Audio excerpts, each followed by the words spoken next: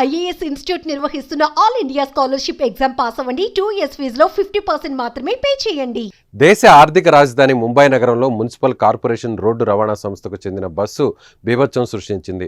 కుర్లా వెస్ట్లో అదుపు తప్పి పాదచారులు అలాగే వాహనాలపైకి దూసుకెళ్లింది. ఈ ప్రమాదంలో 5 ప్రాణాలు కోల్పోగా మరో 29 మంది గాయపడ్డారు. సోమవారం రాత్రి 10 గంటల సమయంలో అతి వేగంతో వచ్చిన బస్సు బ్రేకులు ఫెయిల్ అవడంతో తొలుత ఆటో రిక్షాను ఢీకొట్టడం, ఆ తర్వాత పలు వాహనాలపై దూసుకెళ్లడం వంటివి సీసీటీవీ కెమెరాల్లో రికార్డయ్యాయి. Brihan Mumbai electric supply and ట్రాన్స్పోర్ట్కు చెందిన బస్సు కుర్లా స్టేషన్ నుంచి అదేరికి వెళ్తుండగా బ్రేకులు ఫెయిల్ కావడంతో ప్రమాదం జరిగినట్లు తెలుస్తోంది.